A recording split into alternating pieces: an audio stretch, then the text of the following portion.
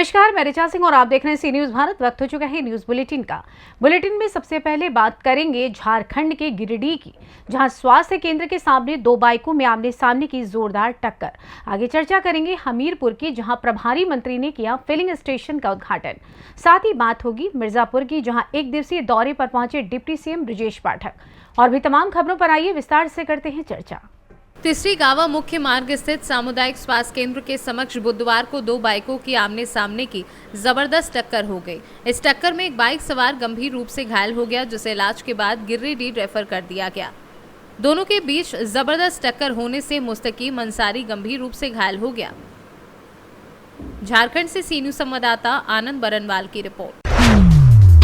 हमीरपुर में कस्बे के जेके सीमेंट फैक्ट्री के पास आशा रानी फिलिंग स्टेशन का भव्य उद्घाटन प्रभारी मंत्री मनोहर लाल पंत ने फीता काटकर किया।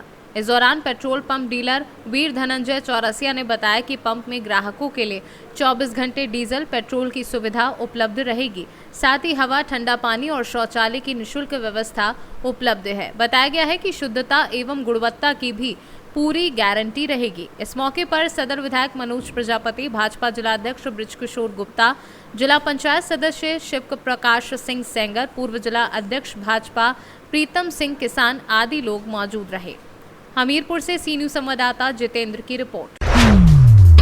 अंतर्राष्ट्रीय योग दिवस पर पुलिस लाइन में आयोजित हुआ योग दिवस। मंत्री असीम अरुण ने योग दिवस के अवसर पर किया प्रतिभाग। योगा के आयोजन में डीएम शुभ्रांत शुक्ला व एसपी कुंवर अनुपम सिंह भी शामिल हुए। जिले के सरकारी विभागों के अधिकारियों और कर्मचारियों ने भी इसमें प्रतिभाग किया। देर रात से हो रही लगातार बारिश के चलते समय से शुरू हुआ योग दिवस का कार्यक्रम कन्नौज के पुलिस लाइन मीटिंग हॉल में आयोजित हुआ। योगा का आयोजन कन्नौज से सी न्यूज संवाददाता सीबू सैनी की रिपोर्ट। प्रदेश के उप मुख्यमंत्री ब्रजेश पाठक एक दिवसीय दौरे पर मिर्जापुर पहुंचे। पुलिस लाइन के परेड ग्राउंड पर हेलीकॉप्टर से उतरने के बाद उप मुख्यमंत्री Brajesh Pathak BLJ inter college Mahuvariya जनसभा में पहुंचे। मोदी सरकार के 9 साल पूरे होने पर भारतीय जनता पार्टी द्वारा जनसभा का आयोजन किया गया, जिसमें बतौर उप मुख्यमंत्री ब्रजेश पाठक शामिल हुए और जनसभा को संबोधित किया। 9 वर्ष पूरे होने पर भारतीय जनता पार्टी ने एक विशाल जनसभा का आयोजन किया था। मैं कह सकता हूं कि आज पूरे देश में माननीय प्रधानमंत्री नरेंद्र मोदी जी की लहर चल रही है। मिर्जापुर में जिस ढंग से जन सैलाब उभड़ा है, गरीब कल्याण योजनाएं जन जन तक पहुंची हैं, लोगों का भरोसा भारतीय जनता पार्टी पर बढ़ा है। माननीय मोदी जी के रूप में उनको एक अभिभावक ऐसा मिला है जो उनके जीवन स्तर को बदलाव लाने में सफल हुए हैं, उनके जीवन स्तर को ऊपर उठाने में सफल हुए हैं। मिर्जापुर के लोगों ने एक मत होकर के इस बार प्रचंड बहुमत के साथ माननीय प्रधानमंत्री नरेंद्र मोदी जी के नेतृत्व में जब 2024 में तीसरी बार सरकार बनेगी तो मिर्जापुर में तीसरी बार गठबंधन को जिताने का प्रण किया है, फैसला लिया है, ऐसा मैं दावे के साथ कह सकता हूं। सर, अखिलेश यादव का कहना है कि इस बार एनडीए को पीडीओ हराएगा। आप जानते हैं कि समाजवादी पार्टी बुरी तरह से डिरेल्ड है, वो सब फ्रस्ट्रेशन में है, उनके पास कहने को कुछ नहीं है। और जब जब इस प्रकार के गठबंधन बने हैं, चाहे 89 से देवगौड़ा के समय से आप जानते हैं, जनता दल के बाद जो जन मोर्चा बना था उसका भी क्या हाल हुआ, ये भी बुरी तरह से ये सब कुर्सी के लिए इकट्ठा हुए हैं। जबकि माननीय प्रधानमंत्री नरेंद्र मोदी जी देश के लिए काम कर रहे हैं और जितने भी ये दलों के नेता हैं ये सिर्फ मात्र सत्ता प्राप्त के लिए, कुर्सी के लिए है। और जब कुर्सी की बात आएगी पहले ही लड़ के वो आपस में ही उनके पास युद्ध शुरू हो जाएगा। जबकि भारतीय जनता पार्टी देश के लिए काम कर रही है, देश के हर गरीब नागरिक को उनके जीवन स्तर को ऊपर उठाने के लिए काम कर रही है। सर, लगातार हीट स्ट्रोक से मौतें हो रही हैं। देखिए मैं बता रहा हूँ, बलिया की घटना को सरकार ने गंभीरता के साथ लिया है और वहाँ 2 उच्च स्तरीय जो हमारे लेवल 5 के डॉक्टर हैं, डायरेक्टर लेवल को वहाँ बैठाया है। आज हमें कंट्रोल स्थिति नियंत्रण में है। घटना क्यों हुई, किन परिस्थितियों में हुई, उनके ब्लड सैंपल कलेक्ट करके अभी हम लोगों ने जांच के लिए भेजा है। अभी कुछ कहा नहीं जा सकता कि डेथ के कारण क्या थे, लेकिन हमारे लिए चिंता का विषय है।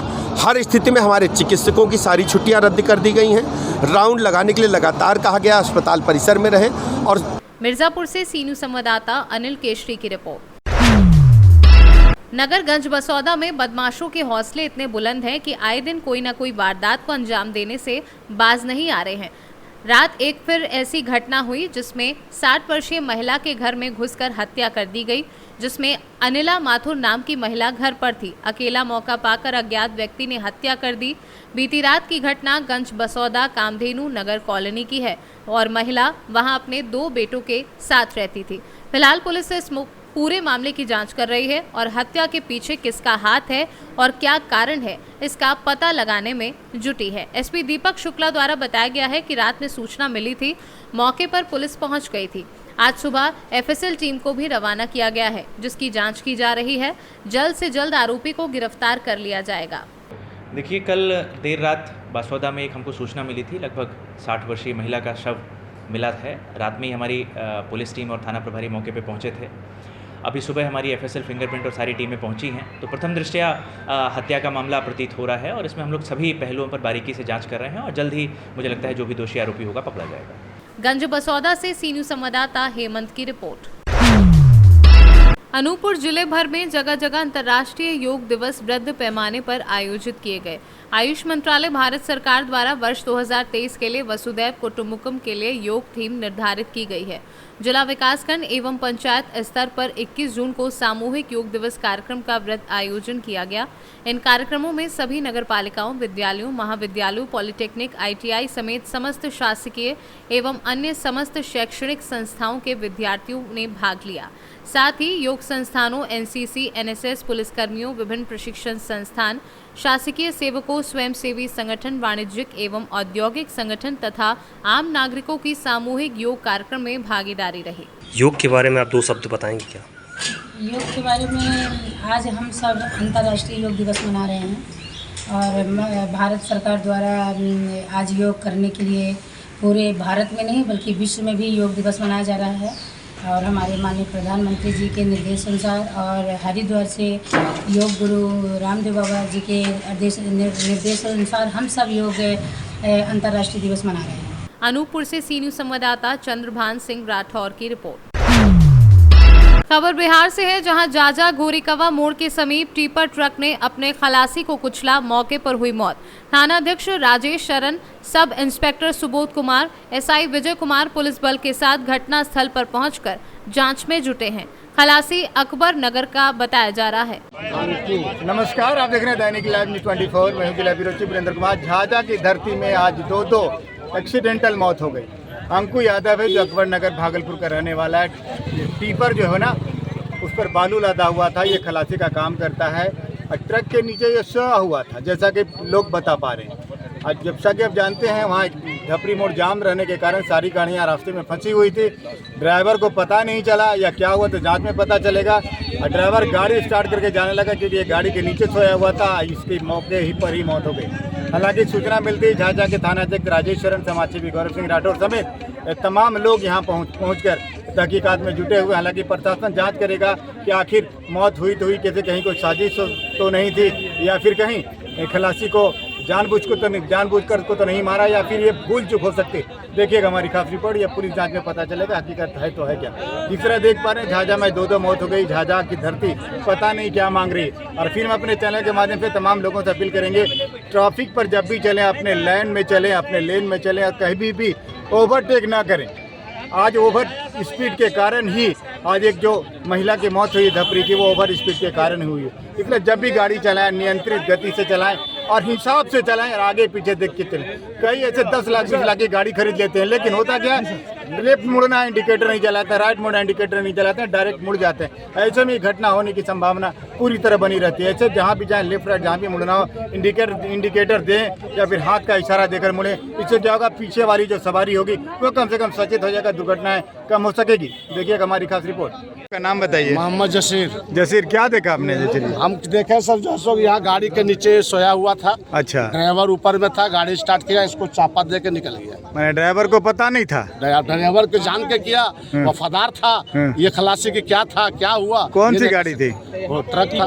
ट्रक टीपर क्या लदा हुआ था उसमें? वो बालू था सर। क्या जान रहे हैं, शायद क्या देखा आपने? हम तो बाद में आए, हमको फोन किया सबकी एक्सीडेंट हो गया है। तो मुखिया प्रतिनिधि आप पे कुछ तो जानकारी होगी आप? हाँ, पता चला कि एक एक्सीडेंट हो गया, वही देखने चले आए हैं। क्या जानकारी मिली इसके बारे में? देखिए, इसके बारे में जानकारी मिली कि अभी जो चालक थे वो 112 के कुछ पुलिसकर्मी उनको पकड़ के रखे हुए थे, तो उनसे हमने जानने की कोशिश किया।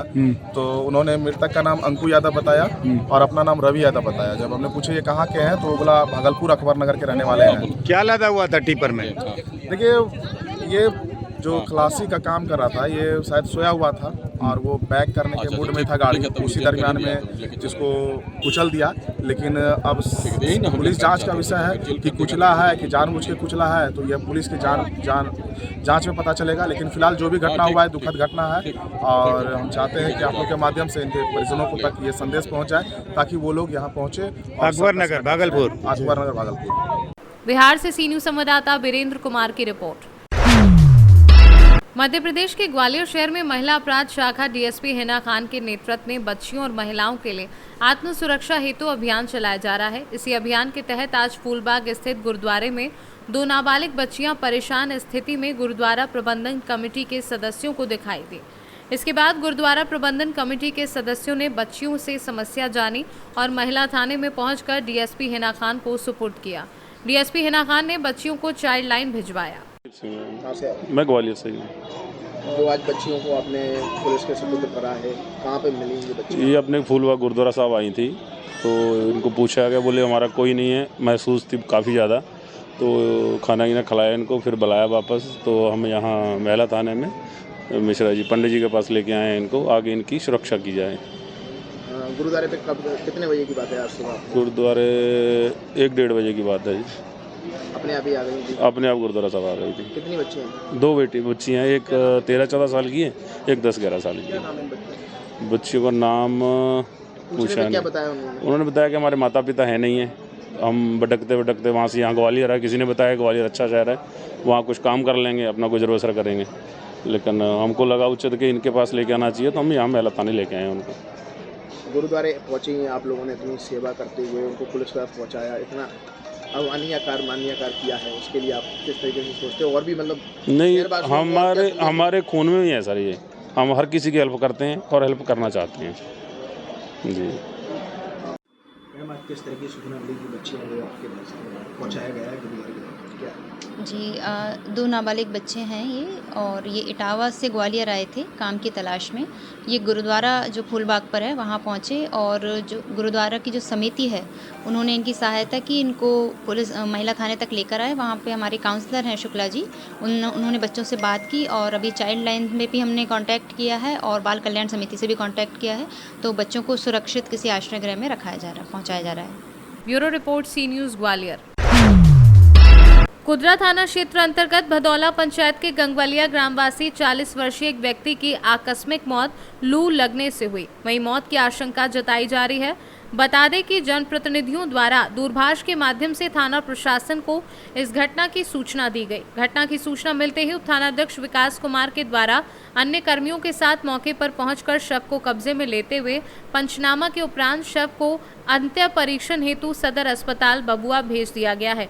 लोगों द्वारा आशंका व्यक्त की जा रही है कि व्यक्ति की मौत लू लगने के कारण हो गई है। कैमूर से सी न्यूज़ संवाददाता जैनेंद्र तिवारी की report. All India Railway Men's Federation के तत्वाधान में Eastern Railway Men's Union Pakur शाखा द्वारा आज पुनः पूर्व निर्धारित कार्यक्रम के अनुसार महीने की 21 तारीख को नई पेंशन योजना के विरोध में शाखा अध्यक्ष अखिलेश कुमार चौबे के नेतृत्व में 1 दिवसीय धरने का आयोजन स्टेशन प्रबंधक कार्यालय पाकुड़ के समक्ष किया गया। धरना के क्रम में Eastern Railway Men's Union Pakur शाखा के अध्यक्ष अखिलेश कुमार चौबे ने बताया कि संपूर्ण देश में केंद्रीय कर्मचारियों द्वारा 2004 से लागू नई पेंशन योजना के विरोध में All India Railway Men's Federation के तत्वाधान में सभी संबंध संगठन लगातार धरना प्रदर्शन, रैली, मशाल जुलूस का आयोजन अपना विरोध दर्ज कर रहे हैं। इस प्रदर्शन के माध्यम से ईस्टर्न रेलवे मेंस यूनियन द्वारा सरकार के समक्ष प्रमुख मांगों को गत फरवरी माह से ही लगातार चरणबद्ध एवं शांतिपूर्ण तरीके से रखा जा रहा है। मुद्दा है एनपीएस को लेकर के, जो कि हमारा बरसों से डिमांड है कि हमारा जो कर्मचारियों को जो पुराना पेंशन था उसको बंद करके जो 2004 के बाद से जो नियुक्ति हुआ है उसके बाद से जो एनपीएस को लागू किया है ये हमारे हित में नहीं है। और इस सब को लेकर के हमारा पूरा देश में All India Railway Men's Federation की ओर से पूरे देश भर में जितने भी हमारी शाखा है और ईस्टर्न रेलवे में भी हमारे ईस्टर्न रेलवे मेंस यूनियन की ओर से पूरा जो है हर ब्रांच में, हर शाखा में प्रत्येक 21 तारीख को महीने के हम एनपीएस के विरोध में एक धरना प्रदर्शन का आयोजन करते हैं। सुनने में आ रहा है कि मांगों को लेकर नहीं, सरकार तो इसमें तो झुकेगी, क्योंकि हमारा जो दिन प्रतिदिन जो हमारा जो एनपीएस को लेकर के विरोध प्रदर्शन है वो बढ़ते जा रहा है और सरकार को तो मानना ही पड़ेगा अंत में। और हम लोग इसके लिए पूरी जोर शोर से लगा रहे हैं दम, जितने भी कर्मचारी हर जगह में, जिसको देखने के परिणाम ये है कि अभी जो विगत महीनों में जो चुनाव हुए उसमें इसका परिणाम आ रहा है हम लोगों के फेवर में। जहाँ भी ओपीएस की चर्चा हो रही है वहाँ पर हम लोग जो है जोर शोर से उसका कर रहे हैं और सरकार इसके कारण दबाव में है। आगे की क्या रणनीति है आप? आगे की रणनीति जब तक सरकार जो है इस मुद्दे को लेकर के नहीं मानेगी तब तक हम लोग जोर शोर से विरोध प्रदर्शन करते रहेंगे और जैसा हमारा All India Railway Men's Federation की ओर से निर्देश मिलेगा उसका हम लोग अक्षरशः पालन करेंगे। क्या नाम है आपका? मेरा नाम नीलेश प्रकाश, सह सचिव Eastern Railway Men's Union Pakur. Pakur से सी न्यूज संवाददाता अभिषेक तिवारी की रिपोर्ट। खबर यूपी के जनपद रायबरेली से है, जहां पर लव जिहाद का सनसनीखेज मामला सामने आया है। इसी बाबत आज पीड़ित लड़की ने एसपी ऑफिस पहुंचकर न्याय की गुहार लगाई है। पीड़ित लड़की का आरोप है कि मुस्लिम युवक ने नाम बदलकर महिला को प्रेम जाल में फंसाकर यौन शोषण किया। पीड़ित महिला ने परिजनों के साथ पुलिस अधीक्षक कार्यालय पहुंचकर न्याय की गुहार लगाई है और अपनी पूरी आपबीती सुनाई है। क्या मामला है? मामला ये है कि मतलब शैलेंद्र नाम का लड़का था, उससे हमारा प्रेम मतलब कि संग्रह था। उसके बाद में मतलब वो हमको मतलब हम इससे बात करते थे, बात करने के बाद में वो मतलब कि हम आता था बोलेरो पे बैठा के हमसे शारीरिक संबंध करता था। शारीरिक संबंध करने के बाद में एक दिन हमको मतलब यहाँ कचहरी लेके आया।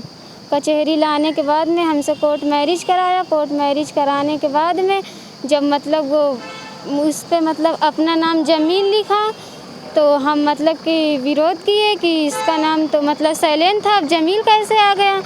तो हमको मतलब कि हमसे साइन कराया। साइन कराने के बाद में बोल रहा था कि साइन नहीं करोगी तो तुम्हें मार डालेंगे, ये कर डालेंगे। तो मतलब हमारे घर का कोई था नहीं तो हम डर के मारे साइन कर दिए। थाना कौन सा लगता है?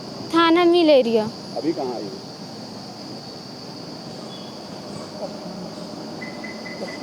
कप्तान।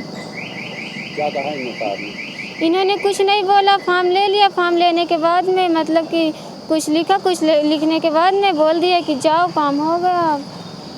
रायबरेली से सी न्यूज संवाददाता मृदुलेश त्रिपाठी की रिपोर्ट। फिलहाल न्यूज बुलेटिन में बस इतना ही। देश दुनिया की तमाम खबरों की जानकारी के लिए देखते रहें सी न्यूज भारत।